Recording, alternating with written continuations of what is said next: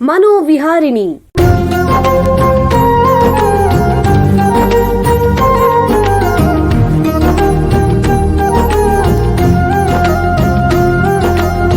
ಬೆಂಗಳೂರಿನ ನಿಮ್ಹಾನ್ಸ್ ವತಿಯಿಂದ ಮಾನಸಿಕ ಆರೋಗ್ಯ ಮತ್ತು ನರವಿಜ್ಞಾನ ಕುರಿತ ಪ್ರಾಯೋಜಿತ ಶಿಕ್ಷಣ ಮಾಲಿಕೆ. ಸಹಯೋಗ ಡಾಕ್ಟರ್ ರಾಮಚಂದ್ರ ಎನ್ ಮೂರ್ತಿ ಮಾನಸಿಕ ಆರೋಗ್ಯ ಮತ್ತು ನರವಿಜ್ಞಾನ ಪ್ರತಿಷ್ಠಾನ ನಿಮ್ಹಾನ್ಸ್. ಕೇಳಿ ಮಾನಸಿಕ ಆರೋಗ್ಯ ಮತ್ತು ನರವಿಜ್ಞಾನ ಕುರಿತ ಮಾಲಿಕೆ ಮನೋವಿಹಾರಿಣಿ. ನಮಸ್ಕಾರ ಶ್ರೋತೃಗಳೇ, ನಿಮಗೆಲ್ಲರಿಗೂ ಮನೋವಿಹಾರಿಣಿ ಶಿಕ್ಷಣ ಮಾಲಿಕೆಯ ಈ ಸಂಚಿಕೆಗೆ ಆತ್ಮೀಯ ಸ್ವಾಗತ. ಹಿಂದಿನ 2 ಸಂಚಿಕೆಗಳಲ್ಲಿ ಮಾನವರಲ್ಲಿ ನಿದ್ರೆ ಸಮಸ್ಯೆಗಳು ಮತ್ತು ಅಸ್ವಸ್ಥತೆಗಳ ಬಗ್ಗೆ ಉಪಯುಕ್ತ ಮಾಹಿತಿ ಸಂಗ್ರಹಿಸಿಕೊಂಡ್ವಿ. ಇಂದಿನ ಸಂಚಿಕೆಯಲ್ಲಿ ಅದನ್ನ ಮುಂದುವರಿಸೋಣ. ನಿದ್ರೆ ಅನ್ನೋದು ಅಬಾಲವೃದ್ಧರಾದಿಯಾಗಿ ಎಲ್ಲರಿಗೂ ಬಹಳ ಮುಖ್ಯ. ಪ್ರತಿ ರಾತ್ರಿಯ ಪರಿಪೂರ್ಣ ನಿದ್ರೆ ನಮ್ಮ ದೈಹಿಕ ಮತ್ತು ಮಾನಸಿಕ ಆರೋಗ್ಯವನ್ನ ಕಾಪಾಡಿಕೊಳ್ಳಕ್ಕೆ ಅತ್ಯವಶ್ಯ. ನಿದ್ರೆ ಮಾಡಿದಾಗ ನಮ್ಮ ಮೆದುಳಲ್ಲಿ ಹಲವು ಬದಲಾವಣೆಗಳಾಗುತ್ತೆ. ನಮಗೆ ವಿಶ್ರಾಂತಿ ಸಿಗೋದಲ್ಲದೇನೆ ನಮ್ಮ ನರಮಂಡಲದಲ್ಲಿರುವಂತಹ ಕಶ್ಮಲಗಳ ನಿವಾರಣೆ ಆಗುತ್ತೆ, ನಮ್ಮ ಮೆದುಳಲ್ಲಿರುವಂತಹ ವಿವಿಧ ನೆನಪುಗಳ ಕ್ರೋಢೀಕರಣ ಆಗುತ್ತೆ ಅನ್ನೋದನ್ನ ತಜ್ಞರು ವಿವರಿಸಿದ್ರು. ನಮ್ಮಲ್ಲಿ ನಿದ್ರೆ ಅನ್ನೋದು ಒಂದು ಚಕ್ರದಂತೆ ಇರುತ್ತೆ. ಇದರಲ್ಲಿ REM ಹಂತ, ಗಾಢ ನಿದ್ರೆ ಹಂತ ಇತ್ಯಾದಿ ವಿವಿಧ ಹಂತಗಳಿವೆ. ಇವುಗಳ ನಡುವಿನ ವ್ಯತ್ಯಾಸಗಳನ್ನ ತಜ್ಞರು ತಿಳಿಸಿದರು. ಜೊತೆಗೆ ಜನ ಗೊರಕೆ ಹೊಡೆಯೋದ್ರ ಬಗ್ಗೆ, ನಿದ್ರೆಯಲ್ಲಿ ನಮಗೆ ಬೀಳುವಂತಹ ಕನಸುಗಳ ಬಗ್ಗೆ ಕೂಡ ತಿಳಿಸಿದರು. ಕಾರಣಾಂತರಗಳಿಂದ ನಿದ್ರೆ ಕಡಿಮೆ ಆದರೆ ಅದರಿಂದ ಹಲವು ಅಲ್ಪಕಾಲಿಕ ಹಾಗೂ ದೀರ್ಘಕಾಲಿಕ ದೈಹಿಕ ಮತ್ತು ಮಾನಸಿಕ ಸಮಸ್ಯೆಗಳು ಉಂಟಾಗುತ್ತವೆ. ಹಾಗಾಗಿ ಎಲ್ಲರೂ ಸ್ಲೀಪ್ ಹೈಜೀನ್, ನಿದ್ರೆ ಹೈಜೀನ್ ಅನ್ನೋದನ್ನ ಪಾಲಿಸಬೇಕಾದ್ರೆ ಏನೇನು ಮಾಡಬೇಕು ಅಂತ ಕೂಡ ತಜ್ಞರು ಹೇಳಿದರು. ಹಾಗೇನೆ ಹಲವರಿಗೆ ನಿದ್ರಾಹೀನತೆ ಅಥವಾ ಇನ್ಸಾಮ್ನಿಯಾ, ಹಾಗೇನೆ ಅಬ್ಸ್ಟ್ರಕ್ಟಿವ್ ಸ್ಲೀಪ್ ಆಪ್ನಿಯಾ ಸೇರಿದಂತೆ ವಿವಿಧ ನಿದ್ರೆ ಸಮಸ್ಯೆಗಳು ಇರುತ್ತೆ ಅನ್ನೋದನ್ನು ಕೂಡ ಹಿಂದಿನ ಸಂಚಿಕೆಯಲ್ಲಿ ತಜ್ಞರು ತಿಳಿಸಿಕೊಟ್ರು. ಅದೇ ರೀತಿ ನಮಗೆ ಯಾವ್ದಾದ್ರು ಮೆದುಳಿನ ಕಾಯಿಲೆ ಇದ್ದಾಗ ಆ ಕಾಯಿಲೆಯಿಂದ ಅಂತಹ ರೋಗಿಗಳಿಗೆ ನಿದ್ರೆ ಸಮಸ್ಯೆಗಳು ಉದ್ಭವ ಆಗಬಹುದು. ಇವತ್ತಿನ ಸಂಚಿಕೆಯಲ್ಲಿ ಅದರ ಬಗ್ಗೆ ಹೆಚ್ಚಿಗೆ ತಿಳ್ಕೊಳ್ಳೋಣ. ನರರೋಗ ಶಾಸ್ತ್ರ ಕ್ಷೇತ್ರದಲ್ಲಿ ಸುಮಾರು 15 ವರ್ಷಗಳಿಂದ ವೈದ್ಯಕೀಯ ಸೇವೆ ಮತ್ತು ಸಂಶೋಧನೆ ಮಾಡ್ತಾ ಇರುವಂತಹ ನಿಮ್ಹಾನ್ಸ್ನ ನ್ಯೂರಾಲಜಿ ವಿಭಾಗದ ಪ್ರಾಧ್ಯಾಪಕರಾಗಿರೋ ಡಾಕ್ಟರ್ ನಿತೀಶ್ ಕಾಂಬ್ಳೆ ಅವರು ನಮ್ಮ ಜೊತೆ ಇದ್ದಾರೆ. ಅವ್ರನ್ನ ಸ್ವಾಗತಿಸೋಣ. ನಮಸ್ಕಾರ ಡಾಕ್ಟರ್ ನಿತೀಶ್ ಅವರೇ. ನಮಸ್ಕಾರ ಸರ್. ನಿಮಗೆ ಈ ಕಾರ್ಯಕ್ರಮಕ್ಕೆ ಸ್ವಾಗತ.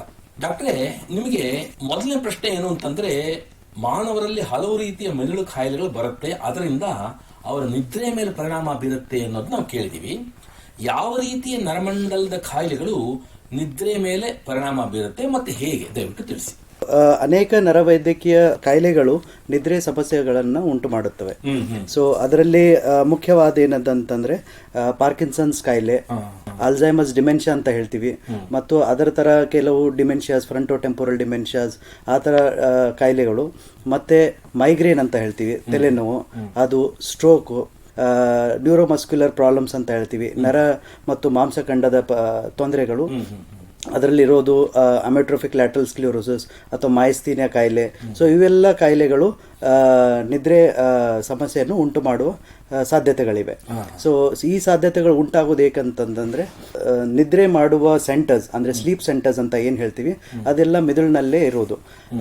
ಬ್ರೈನ್ ಸ್ಟೆಮ್ ಅಂತ ಹೇಳ್ತೀವಿ, ಕೆಳಭಾಗ ಬ್ರೈನ್ ಸ್ಟೆಮ್, ಹಾಗೂ ಹೈಪೋಥೆಲಮಸ್ ಅಂತ ಹೇಳ್ತೀವಿ, ಅಂಡ್ ಅದರ್ ಬೇರೆ ಸೆಂಟರ್ಸ್ಗಳಿವೆ ಬ್ರೈನಲ್ಲಿ.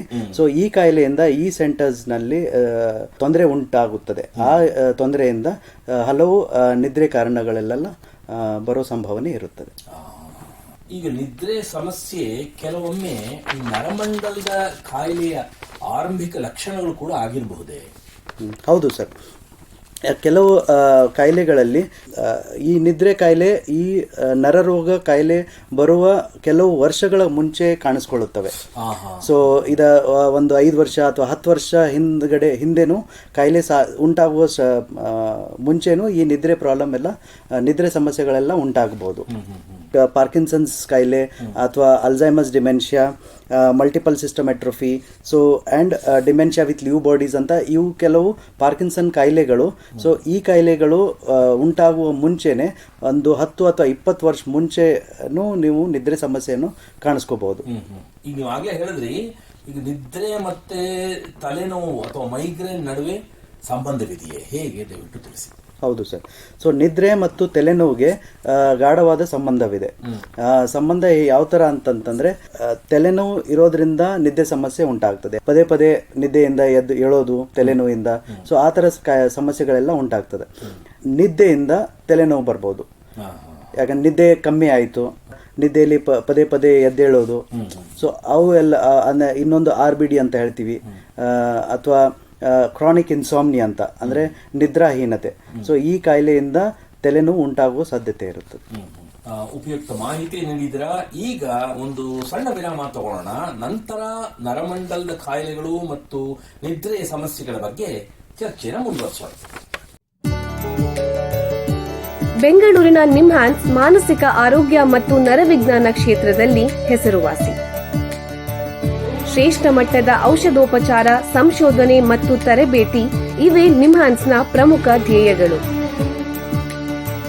ದೇಶದ ವಿವಿಧ ಭಾಗಗಳಿಂದ ಬರುವ ಲಕ್ಷಾಂತರ ಜನರಿಗೆ ಚಿಕಿತ್ಸೆ ನೀಡುವ ನಿಮ್ಹಾನ್ಸ್ಗೆ ರಾಷ್ಟ್ರೀಯ ಪ್ರಾಮುಖ್ಯತಾ ಸಂಸ್ಥೆ ಎಂಬ ಗೌರವ.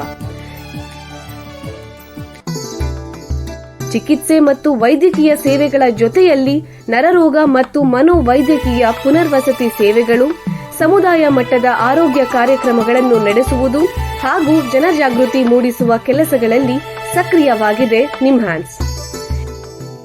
ಈ ನಿಟ್ಟಿನಲ್ಲಿ ಆಕಾಶವಾಣಿಯ ಶ್ರೋತೃಗಳಿಗೆ ನರಮಂಡಲ ಮತ್ತು ಮಾನಸಿಕ ಆರೋಗ್ಯದ ಬಗ್ಗೆ ಉಪಯುಕ್ತ ಮಾಹಿತಿ ನೀಡುವುದೇ ಡಾಕ್ಟರ್ ರಾಮಚಂದ್ರ ಎನ್ ಮೂರ್ತಿ ಮಾನಸಿಕ ಆರೋಗ್ಯ ಮತ್ತು ನರವಿಜ್ಞಾನ ಪ್ರತಿಷ್ಠಾನ ನಿಮ್ಹಾನ್ಸ್ನ ಸಹಯೋಗದೊಂದಿಗೆ ಮೂಡಿಬರುತ್ತಿರುವ ಈ ಮನೋವಿಹಾರಿಣಿ ಶಿಕ್ಷಣ ಮಾಲಿಕೆಯ ಮೂಲ ಉದ್ದೇಶ.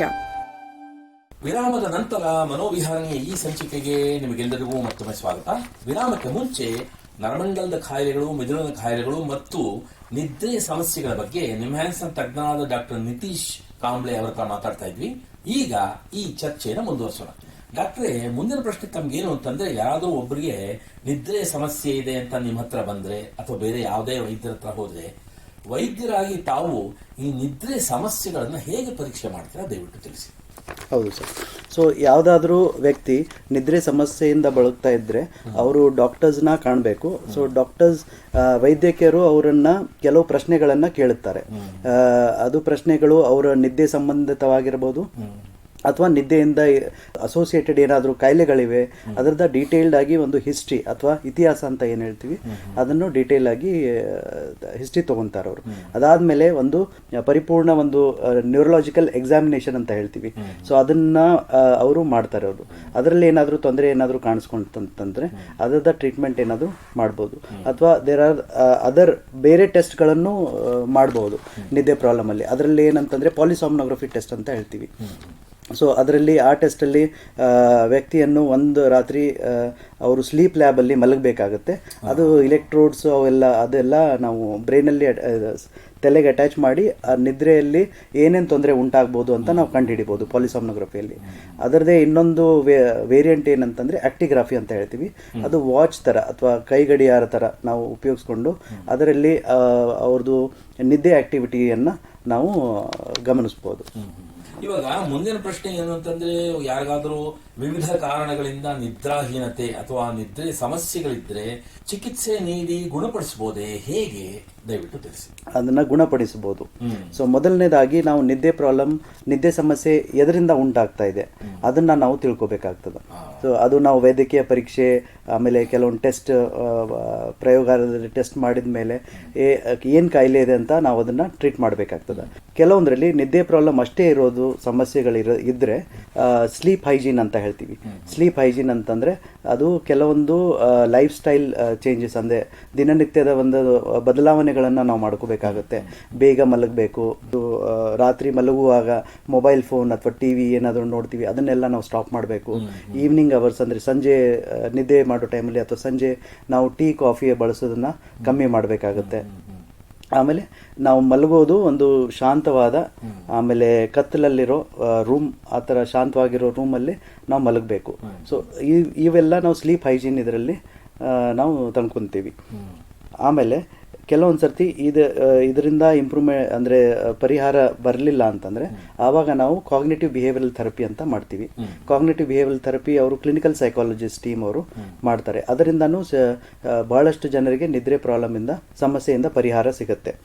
ಇನ್ ಕೇಸ್ ಅದರಿಂದನೂ ಪರಿಹಾರ ಸಿಗಲಿಲ್ಲ ಅಂತಂದರೆ ಆವಾಗ ನಾವು ಮೆಡಿಸಿನ್ಸ್ನ ಬಳಸ್ಬೋದು. ಈಗ ನಾವು ಕೇಳಿದೀವಿ ಬಹಳಷ್ಟು ಜನ ತಾವು ಹೇಳ್ದಂಗೆ ನಿದ್ರೆ ಸಮಸ್ಯೆ ಇದೆ ಅಂತಂದ್ರೆ ನಿದ್ರೆ ಮಾತ್ರೆ ನುಂಗೋದು ಅಂತೆಲ್ಲ ಹೇಳ್ತಾರೆ.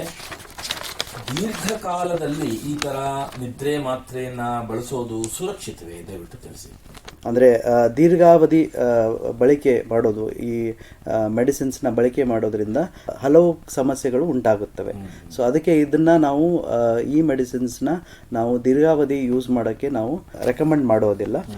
ಇಲ್ಲ, ಯಾಕಂತಂದರೆ ಒಂದು ಆ ಮೆಡಿಸಿನ್ಸಿಂದಾನೇ ಮೆಡಿಸಿನ್ಸ್ ಆಗೋ ಸೈಡ್ ಎಫೆಕ್ಟ್ಸ್ ಆಗೋ ಸಾಧ್ಯತೆಗಳಿವೆ. ಸೊ ಈ ಮೆಡಿಸಿನ್ಸಿಂದ ಏನೇನು ದುಷ್ಪರಿಣಾಮ ಉಂಟಾಗ್ಬೋದು ಅಂತಂದರೆ, ನೀವು ಸಡನ್ನಾಗಿ ಮೆಡಿಸಿನ್ ಏನಾದರೂ ಸ್ಟಾಪ್ ಮಾಡಿದರೆ ಒಂದೊಂದು ಸರ್ತಿ ವಿಡ್ರಾವಲ್ ಎಫೆಕ್ಟ್ಸ್ ಅಂತ ಹೇಳ್ತೀವಿ. ಅದೇ ಪ್ರಾಬ್ಲಮ್ ಸಮಸ್ಯೆ ನಿಮಗೆ ಇನ್ನು ಜಾಸ್ತಿ ತೀವ್ರತೆಯಿಂದ ಬರ್ಬೋದು. ಇನ್ನೊಂದು ಏನಂತಂದರೆ sleep related side effects, memory problems ಬರ್ಬೋದು, ಪುವರ್ ಕಾನ್ಸಂಟ್ರೇಷನ್ ಇರ್ತದೆ. ಆಮೇಲೆ ಡೇ ಟೈಮಲ್ಲಿ ನೀವು ನಿದ್ದೆಗೆ ಒಳಗಾಗ್ಬೋದು. Then increase risk of falls ಅಂತ ಹೇಳ್ತೀವಿ, ಬೀಳೋದು. ಸೊ ಈ ಥರ ಪ್ರಾಬ್ಲಮ್ಸ್ ಎಲ್ಲ ಉಂಟಾಗ್ಬೋದು. ಈಗ ಈ ಮಾತ್ರೆಗಳಲ್ಲದೇನೆ ಬೇರೆ ಯಾವ ರೀತಿಯ ಔಷಧೇತರ ಚಿಕಿತ್ಸೆಗಳಿಂದ ಈ ನಿದ್ರೆ ಸಮಸ್ಯೆಗಳಿಗೆ ಪರಿಹಾರ ಚಿಕಿತ್ಸೆ ದೊರಕಬಹುದು? ದಯವಿಟ್ಟು ತಿಳಿಸಿ. ಹೌದು ಸರ್, ನಾನು ಆಗಲೇ ಹೇಳಿದಾಗೆ, ಸೊ ಮೆಡಿಸಿನ್ಸ್ ನಾವು ಯೂಸ್ ಮಾಡೋದು ಏನು ಕಾಗ್ನಿಟಿವ್ ಬಿಹೇವಿಯರಲ್ ಥೆರಪಿ ಅಥವಾ ಅದರ್ ಲೈಫ್ ಸ್ಟೈಲ್ ಮಾಡಿಫಿಕೇಶನ್ಸ್, ಅದರ ಬದಲಾವಣೆಗಳನ್ನು ನಾವು ಏನಾದರೂ ಮಾಡಿದ್ರೂ ಕೂಡ ನಿದ್ರಾಹೀನತೆ ಅಥವಾ ನಿದ್ರೆ ಬರುವ ಸಮಸ್ಯೆಗಳನ್ನು ನಾವು ಸರಿಪಡಿಸಲಿಲ್ಲ ಅಂತಂದರೆ ಅದಾದಮೇಲೆ ನಾವು ಮೆಡಿಸಿನ್ಸ್ನ ಯೂಸ್ ಮಾಡ್ತೀವಿ. ಬಟ್ ಅದಕ್ಕಿಂತ ಮುಂಚೆ ನಾವು ಲೈಫ್ ಸ್ಟೈಲ್ ಮಾಡಿಫಿಕೇಶನ್ಸು ಅಥವಾ ಸ್ಲೀಪ್ ಹೈಜೀನ್ ಅಂತ ಏನು ಹೇಳ್ತೀವಿ ಅದನ್ನು ನಾವು ಬಳಸಬೇಕಾಗತ್ತೆ.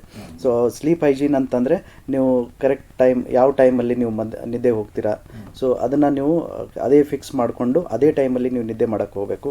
ಆಮೇಲೆ ಮೊಬೈಲ್ ಯೂಸ್ ಮಾಡೋದು ಅಥವಾ ಫೋನಲ್ಲಿ ಮಾತಾಡೋದು ಅಥವಾ ಟಿ ವಿ ನೋಡೋದು ಅವುದೆಲ್ಲ ನೀವು ನೈಟ್ ಟೈಮ್ ನೀವು ಅದನ್ನು ಕಮ್ಮಿ ಮಾಡಬೇಕಾಗತ್ತೆ.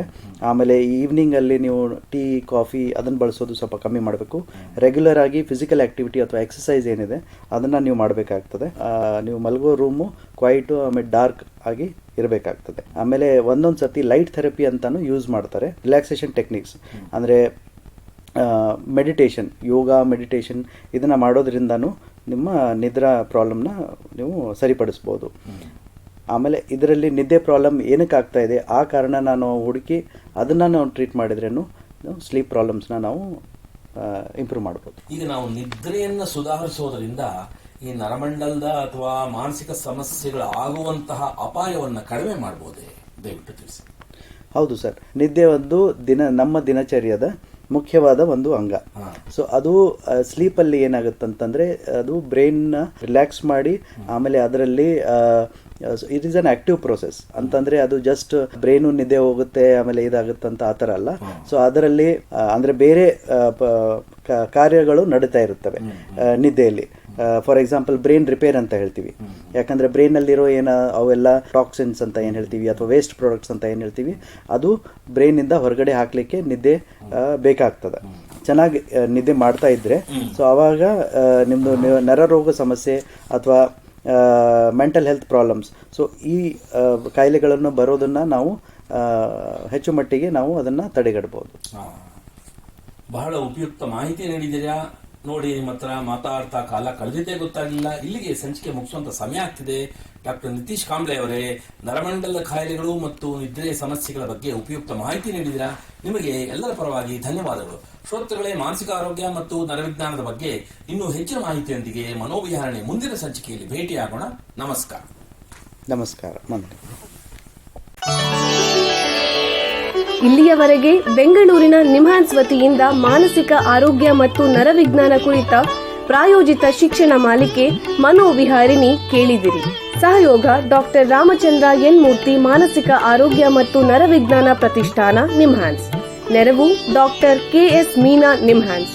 ಮಾನಸಿಕ ಆರೋಗ್ಯ ಶಿಕ್ಷಣ ವಿಭಾಗ, ನಿಮ್ಹಾನ್ಸ್ ಹಾಗೂ ನಿವೇದಿತಾ ಬಿಎಸ್, ನಿಮ್ಹಾನ್ಸ್. ಸಂಗೀತ ಸಂಯೋಜನೆ ಕೆ ಕಲ್ಯಾಣ್. ಪರಿಕಲ್ಪನೆ, ನಿರೂಪಣೆ ಮತ್ತು ನಿರ್ಮಾಣ ಡಾಕ್ಟರ್ ಎಂ ಶ್ರೀನಿವಾಸ್ ಭರತ್ ನಿಮ್ಹಾನ್ಸ್. ನಿಮ್ಮ ಸಂದೇಶಗಳನ್ನು ಕಳಿಸಬೇಕಾದ ದೂರವಾಣಿ ಸಂಖ್ಯೆ 7891105524 7899105524.